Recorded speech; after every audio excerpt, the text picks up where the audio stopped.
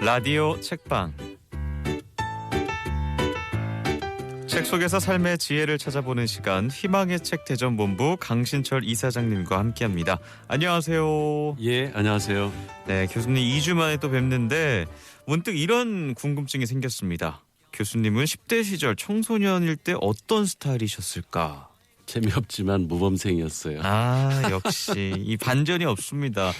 근데 성격적인 건 다 다르잖아. 모범생 중에서도 좀 엉뚱한 친구들도 있고, 어른들 말씀을 잘 듣는 그저 착한 아이였나요? 아니면 좀 약간 청개구리? 약간 꾀쟁이? 꾀쟁이? 일 안 하려고. 네. 사실 공부하는 이유가 네. 하도 아버지가 일을 시키니까 그 일 안 하는 최고의 방법은 공부하는 척하는 거죠. 근데 그 10대 청소년에 무슨 일을 시키시는 거예요? 나가서 돈을 벌어오라는 것도 아닌데? 시골에서는 네. 뭐 마당에 풀이라도 뽑아라, 무슨 뭐 소 풀 뜯겨라, 소? 예, 그래서 밤매라, 말도 못합니다. 밭을 아이들이 매요? 네, 그럼요. 진짜 하긴 그때는 이렇게 요즘처럼 대부분 아파트에 거주하고 이런 시기가 아니다 보니까 시골에 살다니까. 예, 시골에서는 농사일을 끊임없이 끝도 없이 벌어집니다. 농사일이. 부모님이 굉장한 동기부여를 해주셨네요. 밭 안 멜려면 공부를 해라. 어쨌든 스스로 어떤 동기부여가 되어야 더 공부가 잘 되는 건데 그게 됐다니까요. 청소년기에 어떤 사람이나 또 일을 통해서 좋은 영향을 받으면 좀 좋은데 오늘도 그런 힘이 되는 책 한 권 소개해 주시죠. 예, 고미숙 박사가 쓴 공부의 달인 호모쿵푸스 책을 가지고 왔습니다. 공부의 달인, 근데 뒤에가 이제 붙는 게 호모쿵푸스예요. 네. 제목이 쿵푸스는 처음 들어보는데 저자가 어떤 분인지부터 좀 소개를 해주실까요? 고미숙 박사의 삶은 그 아무도 기획하지 않은 자유라는 책에 잘 나타나 있는데요. 서울대학교에서 서약 박사를 취득하고 대학 강사 생활을 하다가 대학 사회의 그 규격화된 교육의 틀에 실망을 하고 자유롭게 자기가 하고 싶은 공부를 마음껏 하며 살기 위해서 수유리에 작은 아파트를 하나 얻어서 지식 코뮌을 시작했다고 합니다. 그저 공부하고 싶은 사람들이 함께 모여 책을 읽고 밥도 같이 해먹고 세미나를 열고 실컷 공부하는 재미를 맛봤다고 해요.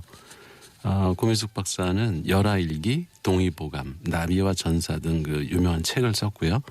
고전 낭송 시리즈까지 한 200권 가까이 책을 쓴 분입니다. 과정이 참 신기하네요. 우리가 보통 생각하는 이 공부라는 것이 어떤 입시를 위한 공부나 취업을 위한 공부들, 어떤 시험이나 목적을 달성하기 위한 과정들을 뜻하는데 이런 건 제약이 아무것도 없이 자유롭게 하고 싶은 공부를 마음껏 하는 삶, 좀 멋있긴 합니다. 어떤 순수한 어떤 열정이랄까요? 네. 이 책의 제목 역시 공부의 달인 호모쿵푸스인데요. 중국 무술 영화가 떠오르기도 하는데 어떤 관계가 있을까요? 그 공부 한자를 중국식으로 읽으면 이제 쿵푸라고 하거든요. 중국어로. 네. 그래서 호모쿵푸스란 공부를 머리가 아니라 몸으로 하는 공부의 달인을 말합니다. 마치 쿵푸 하듯이 삶에 대한 열정으로 몸을 단련하고 일상을 바꿔나가는 존재가 되라는 것이죠. 공부하거나 존재하지 않거나 이것이 고미숙 박사가 생각하는 호모쿵푸스의 자세입니다. 공부를 하거나 존재하지 않거나 마치 공부하기 싫으냐? 그럼 밥도 먹지 마라. 이런 어른들의 어릴 적 말씀이 떠오르기도 하고요. 이 두 말의 결은 좀 다르지만요. 그저 머리로만 알고 끝나는 공부가 아니라 몸으로 익히고 그것을 통해 일상을 바꿔나가는 공부를 하자는 뜻에서 쿵푸스라는 이름을 붙였고요. 고미숙 박사님 만든 이 지식 코뮌이라는 건 어떤 공동체인가요? 예, 그 수유노무 공간이라는 이름의 공동체인데요. 이곳은 그 직장을 다니지 않고 공부만 하면서도 먹고 사는 것이 가능하다는 것을 이제 증명을 했습니다. 이들은 그 사회학, 철학, 자연과학, 종교, 경제학 등 그 다양한 학문의 경계를 넘나들면서 국내 최고의 지성인들이 활동하는 연구 공간을 만들었습니다. 여기서 공부하는 그 호모쿵푸스들이 수십 건의 그 베스트셀러를 출간했고요. 또 이곳은 국내에서 자기 분야 최고 고수가 아니면 강의하기 힘들 정도로 정상급 강사들이 강연을 펼치는 무대가 되었습니다. 참 대단한 일이죠. 듣고 보니까 더 진짜 대단하네요. 무림의 고수들이 머리를 맞대고 지식의 한판 승부를 벌이는 곳. 직장에 다니지 않고도 먹고 사는 것이 가능하다는 걸 증명했다라는 것도 인상적이고요. 현실은 또 취업을 위해서 우리가 원하는 일자리를 가지기 위해서 경쟁하고 이 공부라는 과정을 거치는 게 보통인데 그러면 저자는 학교 교육에 대해서는 어떻게 평가하세요? 예, 고미숙 박사는 학교 공부가 사람들을 틀 속에 가둬두어 있기 때문에 학교만 졸업하면 공부하기를 멈추어 버리는 사람이 많다고 합니다. 평생 공부를 하면서 즐겁게 살 수 있는 방법이 있는데 제도권 교육이 그 기회를 박탈하고 있다는 거죠. 또 학교 교육은 공부와 독서를 별개인 것처럼 만들어 놓았다고 합니다.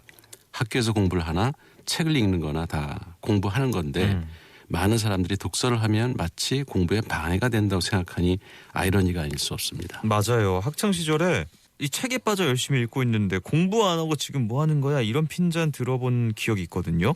그런 경험들 쌓여서 이 공부란 뭔가 힘들고 어려운 것, 하기 싫은 것 이런 이미지를 만들게 되는 것 같아요. 예, 책에는 독서로 독학을 해서 훌륭한 인물이 된 사례가 여러 개 나오는데요. 그중에서 세 가지만 소개할게요. 네. 먼저 첫 번째 그 삼국지의 그 제갈공명인데요. 제갈공명은 그 초야에 묻혀서 밭을 갈다가 유비의 삼고초려 끝에 세상에 나와서 고기가 물을 만난 듯 온갖 지작과 술수로 천하를 쥐락펴락한 사람이죠. 특별한 학벌도 없고 경력도 없고 그렇다고 어떤 문파에 들어가서 권법을 익힌 것도 아닌데 종횡무진 온갖 병법을 다 구사합니다. 맞아요. 그 생각해 보면 뭐 바람 불면 바람 부는 대로, 지형이 험하면 험한 대로 상황이 꼭 들어맞는 절묘한 병법들을 불러오죠. 제갈공명이 삼국지 읽으면서 공감하실 텐데 이 제갈공명의 지혜에 모두 감탄했던 기억이 납니다. 예, 두 번째로는 허생전의 그 주인공인데요. 남산 아래 목적골에 살던 선비로 평생 글만 읽다가 아내의 호탱에 떠밀려서 어느 날 갑자기 세상 밖으로 나옵니다. 그 길로 장안 최고의 갑부를 찾아가서 만금을 빌려서 그걸 미천 삼아 무역으로 100만 냥을 벌어들인 다음에 변산반도의 도적대들을 데리고 무인도로 들어가서 그곳에 신천지를 세웁니다. 실물 경제를 익힌 적도 없고 경영학과 나온 적도 없고요. 특별한 리더십 과정을 거친 적도 없는 그가 묵적골에서 한 일이라고는 7년 동안 주구장창 독서를 했을 뿐인 거거든요. 물론 소설 속의 허구의 인물이긴 하지만 저자인 그 박지원 자신의 학문에 대한 생각을 투영한 작품이라서 소개한 것 같습니다. 네, 이 소개된 두 인물의 공통점은 일단 주구장창 책을 읽는 시간들이 있었고요. 누군가의 부름 혹은 잔소리로 세상에 끌려 나와서 그동안 익혔던 기량을 마음껏 펼쳤다는 점인데요. 그런 점에서 또 조력자라고 할까요? 누군가의 역할, 어떤 계기도 참 중요하다는 생각이 듭니다. 맞습니다. 그리고 마지막 세 번째 그 독서로 대가가 된 사례로는 다산 정약용을 꼽는데요. 다산은 그 유배지 강진에 내려가서 다산 초당에서 말년을 보내면서 500권의 책을 쓰고 가만히 앉아서 세상을 훤히 내려다봤다고 합니다. 이들 세 인물의 공통점은 독서를 통해서 사물의 이치를 깨닫고 세상 만물에 대한 통찰력을 터득한 대가들이라는 겁니다. 네, 그 오거지서라고 해서 5수레에 가득 실을 정도로 책이 많다. 혹은 위편 3절이라 해서 책을 묶은 끈이 3번이나 끊어진다. 한 권의 책을 몇십 번이나 되풀이해 읽는다 이런 사자성어들도 있는데 책을 읽고 만물의 이치를 깨달을 정도가 되려면 사람마다 다르겠지만 과연 얼마만큼의 책을 어떻게 또 많이 읽어야 할지 궁금해지기도 합니다. 책에도 혹시 독서를 잘하는 방법이 소개되어 있나요? 예, 이 책에서는 독서의 방법을 5가지 정도로 요약을 합니다. 첫 번째, 원대한 비전, 눈부신 지혜로 가득 찬 고전을 읽으라고 합니다. 두 번째는 고전을 읽되 소리내어 암송하라고 하고요. 세 번째는 사람들 앞에서 말하는 연습을 많이 하라고 합니다. 제스처를 써가면서 책에서 깨달은 것을 자신의 언어로 다른 사람에게 전달하는 것이야말로 몸으로 공부하는 가장 좋은 방법이라는 거죠. 네 번째는 알매 코뮌을 조직하라고 합니다. 대학교 이름이나 학과 명칭 보고 대학에 들어갈 게 아니라 참된 스승을 찾아가서 배우고 함께 공부하는 사람들과 네트워크를 만들라는 겁니다.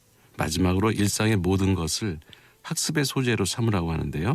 질병과 사랑, 밥과 몸 모든 것을 책으로 전환할 수 있을 때 진정한 공부가 가능하다는 겁니다. 이 교수님 역시 지난 20여 년 동안 꾸준히 독서 운동을 펼쳐 오셨는데 이렇게 책 운동을 열심히 하는 이유이자 목적이 바로 이 책 속에도 들어있을 것 같습니다. 예. 인간은 태어나면서부터 죽을 때까지 끊임없이 주위의 모든 것과 접촉하면서 뭔가를 학습하는데요. 뭔가를 배우고 싶다는 것, 그것은 인간의 자연스러운 본능인 거죠. 그러나 근대 이후 공부는 학교에서 하는 것, 특별히 어떤 자격증이나 전문성을 위해 하는 것으로 축소되어 버렸습니다. 이 호모 콩푸스란 이런 축소된 공부가 아니라 일상 전체를 온몸으로 공부한다는 의미에서 다시 정립된 공부하는 인간을 말하는 겁니다.